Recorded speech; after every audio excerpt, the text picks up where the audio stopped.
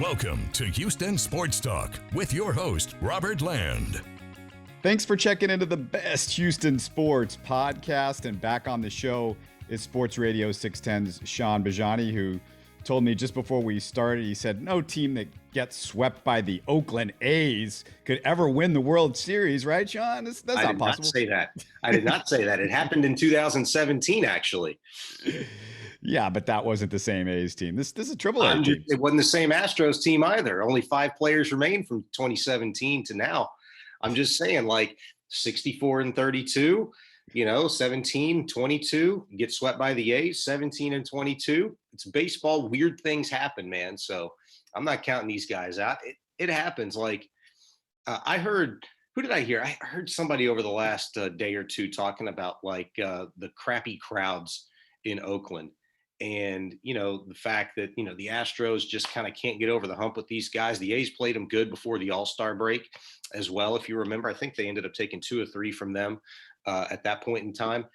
But, that was here in Houston. But going to Oakland, playing in front of 3, 4, 5,000 people in that cavernous stadium, I mean, it's got to be hard to get up for that. And all I ever think of when I see the Oakland Athletics on TV is Moneyball and how crappy everything was in that movie, paying for sodas, their locker room sucked. And, so I kind of have that in my head. And it's hard for a team, I imagine, to some degree to kind of get excited to play baseball there at the Coliseum. They need the booze, right? Yeah, they do.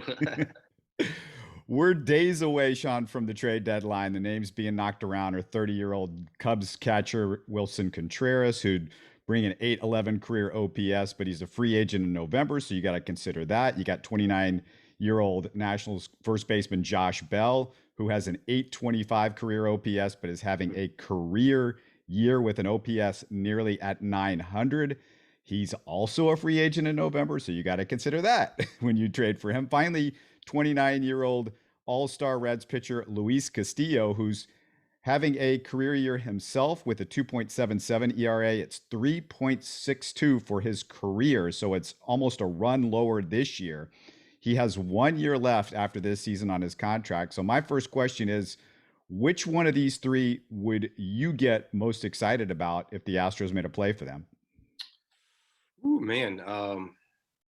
That's tough because they're all 3 very important positions on this Astros roster right now, right? I would almost feel a little indifferent about Contreras if they only got him from the Cubs, because you're not getting rid of Maldonado. And Contreras is an everyday catcher. Maldonado's an everyday catcher. Whether or not he'd be comfortable with, scaling back his role, but still, applying his value and working with the staff, I don't know. That's a very difficult thing for me because he just seems so vital to this team. But to what degree, I'm not exactly sure. Wilson Contreras, 30 years old, you broke it down. He's on an expiring contract, so the Astros wouldn't be on the hook for very much of his money this year. I think he's only getting paid like $9.5 million. So you'd pay him the remainder of that. But he's a good hitting catcher. He's got some pop. He gets on base. He's got a good arm, good pop time. He's improved drastically over the course of the last couple of 3 seasons with his framing of pitches. He's got a new technique. I kind of have a dream scenario if, in fact, the Astros did go after Contreras here. I don't know if I'd be comfortable with who they'd have to give up for this deal, but I like it.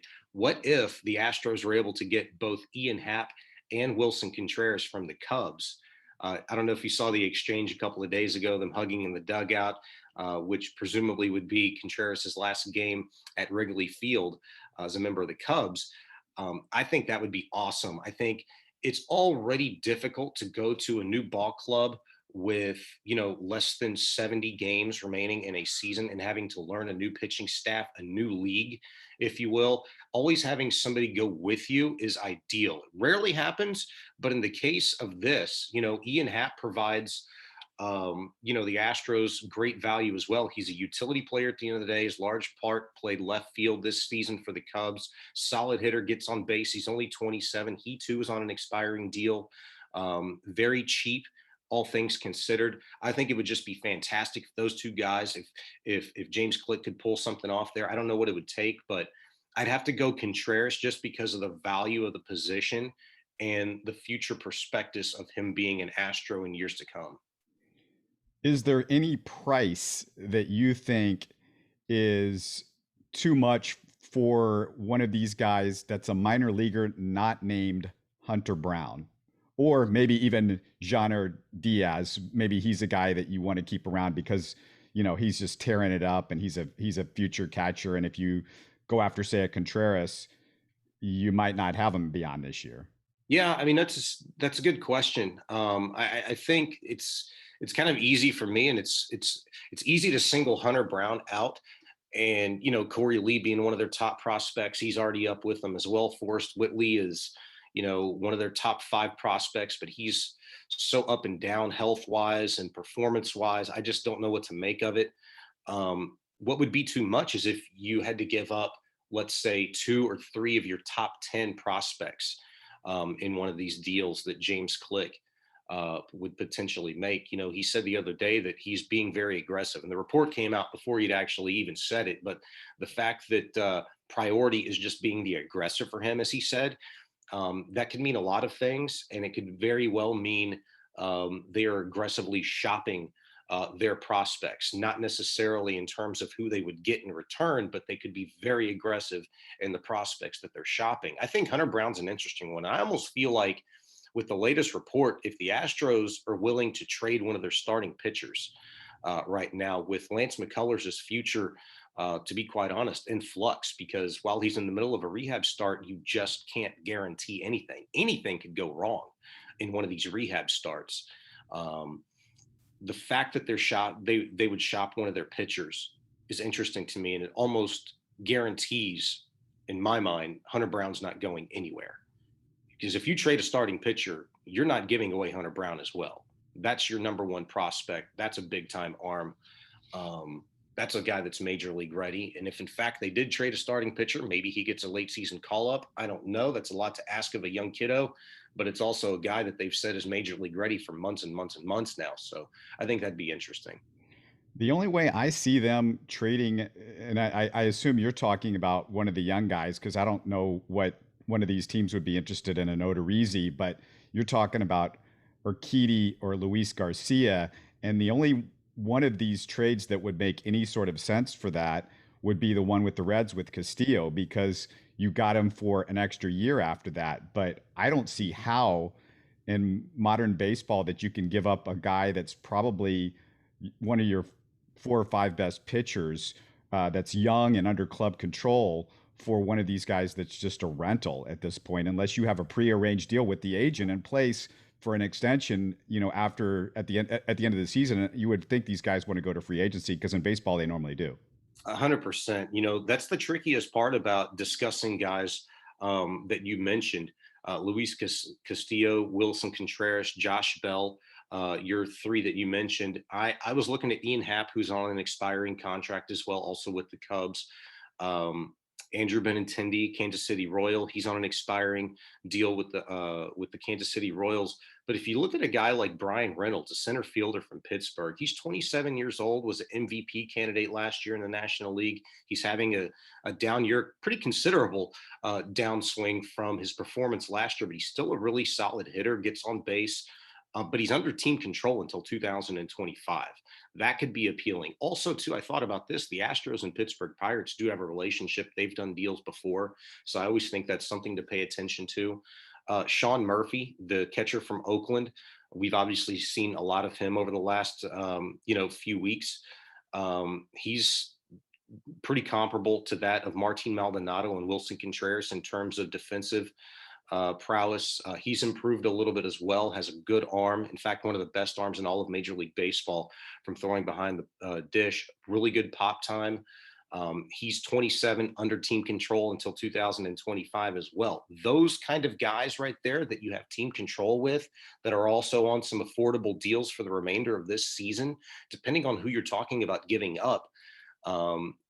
They could cost you a major leaguer and a couple of prospects. They could cost you a couple of major leaguers and maybe one really good prospect. It just kind of depends on who you want to go after. And I've struggled with this. I'd be interested to know your thoughts on this, Robert. Like, which one of these positions, if we're talking about a corner outfielder, center fielder, another bat off the bench, a catcher, first baseman improvement, which one do you put the highest of importance on at this point in time for the Astros? It's strange because I wouldn't have said this a few weeks ago, but Yuli looks done. And first base is a position that you can upgrade. You shouldn't have to pay a king's ransom for. I think Josh Bell isn't going to cost you anybody on your major league roster outside of maybe one of the 14 center fielders that you've run out there this year. That is I don't feel like anybody, maybe with the exception of Jake Myers, has a real future of being a really good center fielder. So, I just don't, and you're not going to give up Hunter Brown or Jean Diaz, I think, in a Josh Bell trade for a 2-month rental. So I think, he's somebody that you could upgrade with. And your compadre over at Sports Radio 610, Adam Spillane, mentioned that a cheaper value than Bell, potentially, a guy, a first baseman on the market, would be Diamondbacks Christian Walker, who has a 768 career OPS, 2 more years of arbitration before he becomes trade eligible. He's not Josh Bell, but he's giving you probably 60 or 70 points more in OPS than what Yuli's giving you right now. And it wouldn't cost you hardly anything, I would assume, with what he is and what position he plays in, the Diamondbacks. I saw that, and Adam tweeted that out, and I like the tweet. I like the thought. But isn't it about this year as well? It is about this year. Like, you need production offensively, defensively at the first base position this year. You're trying to win a World Series this year. You worry about next year and future years in the off season. If you can do something in the middle of a season to improve your squad this year, and it makes sense for you, within the next year or 2 or 3 beyond, whatever the case may be contractually, with the player, fine. I get that. That's kind of having your cake and eating it too. And it rarely happens in Major League Baseball, especially with the club that is, vying for another World Series appearance and a win like the Astros are. But my gosh, looking at those numbers for this season, switching leagues, that concerns me. Learning new pitchers, it just doesn't feel like, and nothing is a guarantee, but it doesn't feel like that makes the best sense for this ball club this year. You could look at a lot of guys that aren't first basemen, mind you, but just some of the ones that I'd mentioned: Brian Reynolds, Sean Murphy. I didn't even mention Trey Mancini, who I think is an interesting option for the Astros. Would solve your corner outfield position potentially. He also has DH'd quite a bit this season. I think, in fact, DH'd probably much more so for the Orioles this year than he has played a corner outfield position. But also guys like Ian Happ, like, they're proven hitters. Like, you kind of know what you're getting. And with Walker, it's, boy, this is a really bad year for him, with a lot of the other metrics. I get, what's the one you mentioned? I don't know if it was OPS or right. WAR plus, but I mean, my gosh, on base percentage, batting average, OPS, like, just overall production. I haven't taken a look at some of the FanGraph stuff in terms of like what kind of pitches he's swinging at, his contact rate, all that stuff. But just the eye test, for me, it doesn't do it. Yeah, and I guess the reason I select first base, and I would go with Josh Bell, because I think he can be had and not given up the farm, as somebody like maybe a Castillo would cost you, or even Contreras is going to cost you with the value that he has as a catcher, which is so hard to find these days. But I just feel like first base is something that you can definitely upgrade. It's not going to cost you as much. I honestly, Shaun, I don't understand the Luis Castillo deal, because, like I said, his numbers this season look more like an outlier. You can say, oh, he's improving a lot, but do you trust that? His stats aren't much different than Garcia or Urquidy when you look over the course of his career. Even, and in some ways they're definitely better than this year, but they're not. It's not light years better than this year. And why give up any major capital for him? And that trade definitely is going to hurt, from an asset perspective, that, first base would not hurt you. I always wonder how much these trades would hurt, because I think it'd be a little bit different type of a sting if, in fact, you were trading for Luis Castillo, who maybe just signed a major deal 2 years ago, and he's in the midst of a 6-7 year contract with the ball club, making really good Major League Baseball money. But that's not the case. The fact that he would be a rental player and he is on an extremely cheap deal this season for the way that he has performed. I just watched him get off the mound a few moments ago, and it wasn't one of his best outings over the course of the last month that he's put together. But heck, prior to the start this evening, Wednesday night, he'd gone, I think, 7 innings and 3 straight starts, allowing 1 earned run in each of them. So 3 total earned runs combined. And he's put together a very, very good season. That kind of comes back to my point. I don't know how much it would sting, and that's up for James Click to decipher how much he wants to incur pain, that is, in a deal. But it is about this year. It is about this year. If Luis Castillo is one of those guys that helps put you over the top, then I say go out and do it. However, you've got Framber Valdez, Luis Garcia, Jose Urquidy. Jake Odorizzi's been an innings eater. He probably won't pitch a lick for you in the postseason, but you might not need him to, because hopefully Lance McCullers is able to do that. And you've got your ace in Justin Verlander. That is the best staff, certainly one of the best staffs in all of the postseason that you will see anywhere from LA to New York down to Houston. Why would you make that deal? You don't need to make that kind of a deal. I always thought Luis Castillo in a starting pitcher is kind of odd to me because, hell, you've got a whole bunch of guys, your entire staff that has postseason experience already and is pitching out of the world this year.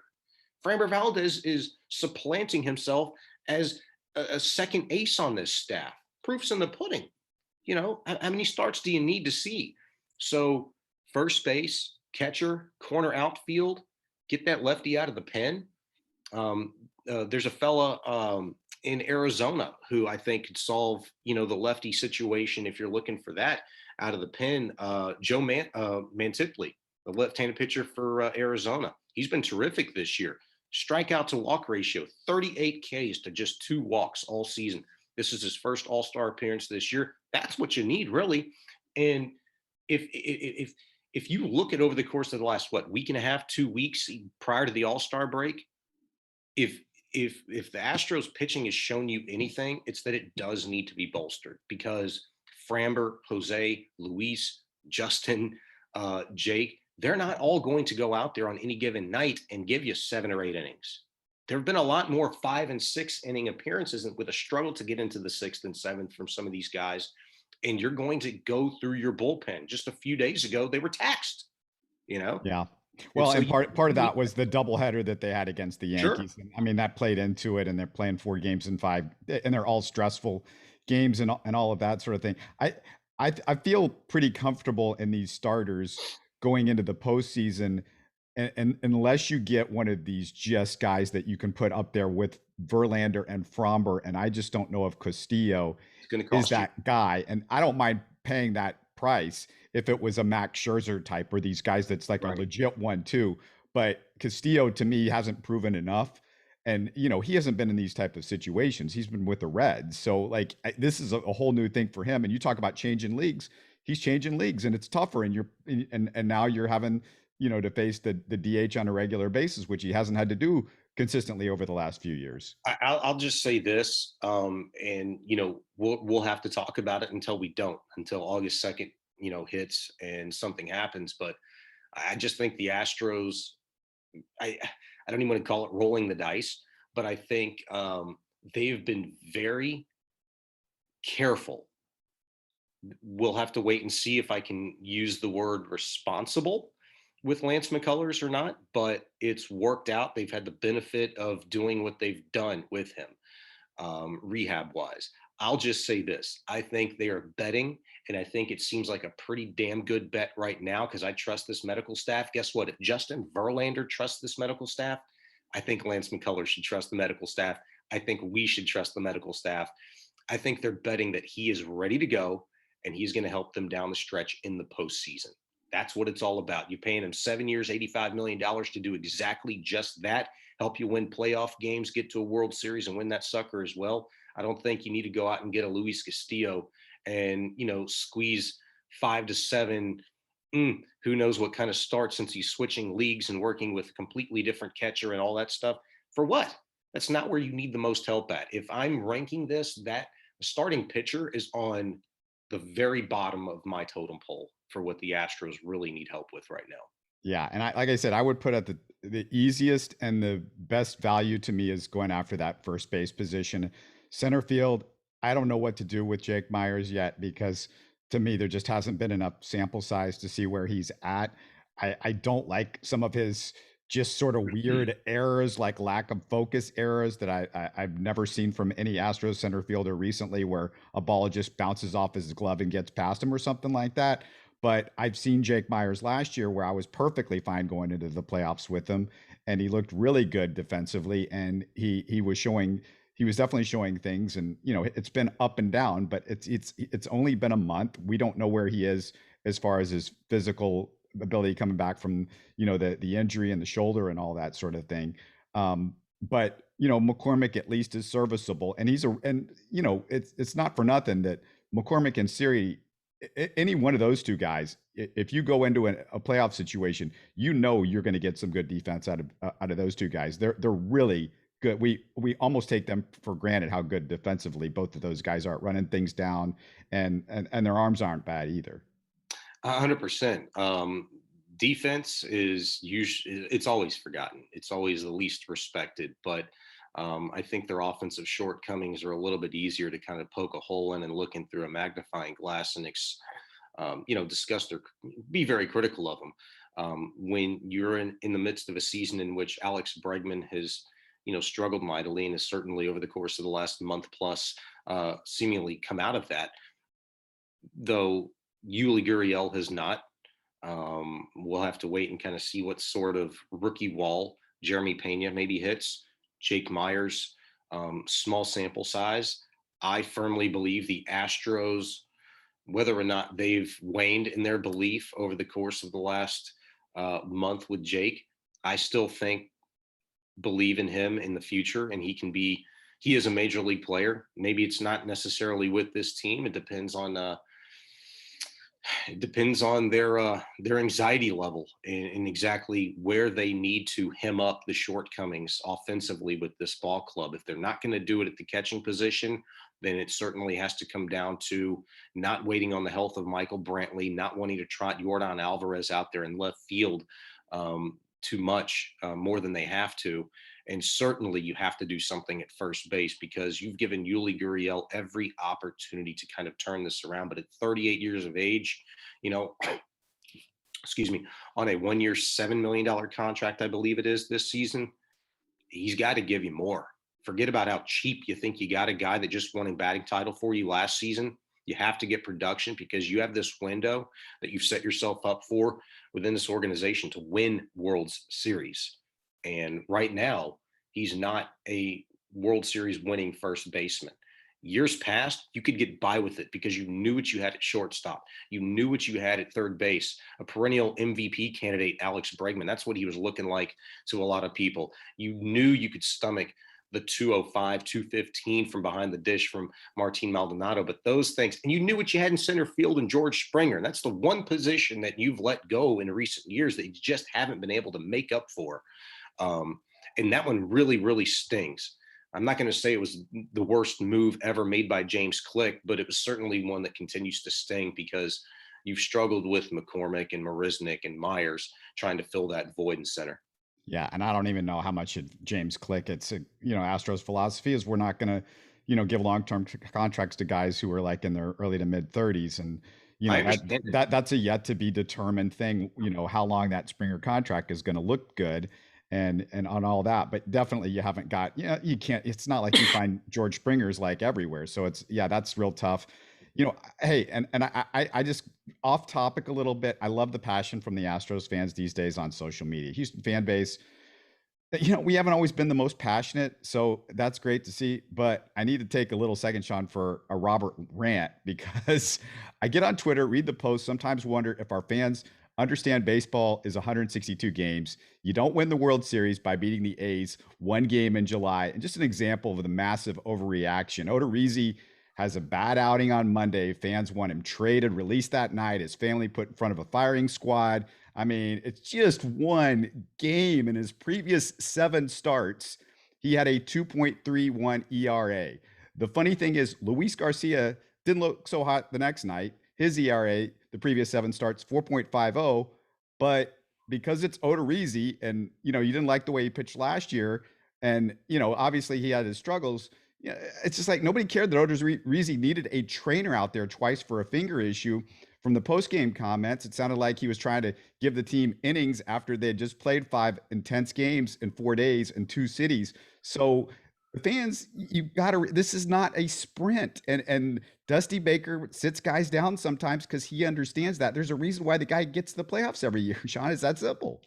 I saw your tweet the other night in regards to the comparison between Odorizzi and Luis Garcia and what they've done over their last 7 or 8 starts. And I mean, yeah, like people have recency bias, they forget, but they are passionate, and I love it. And I'll never criticize that because just as, we get, S's and G's, from Twitter and watching insufferable Yankee fan, every single night. Like I'm kind of liking the insufferable Astro fan. You expect perfection every single night, but this is a conversation that I've had with you a couple of times this year alone, and that's, Luis Garcia, take for instance, before he left the game Tuesday night in the middle of the 6th inning, right? He entered the 6th having allowed 4 runs on 3 hits, had the grand slam, right? Gave up the grand slam. That was a bad mistake and a bad inning. And he wasn't himself. But damn, Robert, he put him in a position to win. You're in Oakland. It's one of the worst teams in baseball. Like you're coming off of, doing what you did against the Yankees and winning 5 straight games, taking care of business against the Mariners. Like, are you kidding me? Like you're expecting a little offensive bump here, but it's baseball. It's going to happen, man. Yeah. Like a guy that puts you in position to win, like I'm not going to crush him because he didn't go out and give you 7 innings of 2-hit 1-run ball and strike out 11. Like, when did we start expecting that to happen every single night? Like, It's ridiculous. It is that's special. That goes beyond quality start. That you're talking about in expecting Cy Young candidates every single night in and night out. We are spoiled as a fan base, and we agree on this. But I mean, when you had Verlander and Cole and Greinke, like, holy smokes, are you kidding me? Like, how many Cy Youngs and wins and strikeouts did those guys have, and playoff appearances those guys have amongst all 3 of them? Not to mention what anybody else on the staff had compiled themselves. Like, this is just ridiculous, to anticipate. I'm not even talking about Astros Twitter, Astro fans. I'm talking about the media. I'm talking about the national media. It is absurd to harshly criticize any team, any pitchers for being able to go out there and give you, a toughed out 5 2/3, giving up 6 hits and 3 runs. I'm almost of the opinion where I think we need to amend what we deem a quality start, because starting pitchers across Major League Baseball this season, and it's happened over the course of the last 20 years. You know what their innings pitch and usage is? It's going down. So when are we going to change, how we view success by starting pitchers accordingly versus what their managers in the front office are paying them and expecting them to do? Not everybody has a Justin Verlander, a Max Scherzer, a Clayton Kershaw, these aces that are eating up 7-8 innings every time out, throwing 99 their last few pitches of a ball game to grit it. It's just ridiculous. You could tell I'm a little bit passionate about this, just a little bit, but I think people just need to kind of calm down and enjoy. And I've said this time and time again over the last few weeks that I was on Sports Radio 610, cherish these moments, because in 2017, I was having conversations, you and I were as well, about this being the golden era of Houston sports. Well, the Astros have been the only professional organization in this city to uphold their end of the bargain and not screw it up or flush it down the toilet So just cherish it, because one day this team will not be vying for a World Series, much less another AL West Division crown. It's going to look pretty bleak around here, and you may not see the light at the end of the tunnel again, but because those days are coming. It happens to every organization. I want to get to some other golden era stuff because we just got a few minutes left. And, this past weekend, the Hall of Fame ceremonies at Cooperstown, no former Astro got in, but it was a good list. David Ortiz, the headliner, of course, Jim Cott, Tony Oliva, Gil Hodges, Minnie Minosa, Bud Fowler, and the late, great Buck O'Neill get in. Shaun, why don't they do this in prime time like the NFL? This is one of my sports pet peeves. The big showcase that you've got in baseball is Cooperstown. You don't put it against all the games on a Sunday afternoon. I'd make sure all the Saturday games are in the afternoon. Put it on Saturday night. If you're not going to put it on Sunday night. The other thing that seems silly, having it outside in the afternoon, so all the inductees and former Hall of Famers are on a stage in suits, burning up in the heat. Hall of Famers, they're not young. So No. why is this at night? Why isn't it at night and prime time for the fans, for everybody involved? It makes no sense. It should be a showcase for baseball. One of the zillion of stupid things that they do all the time.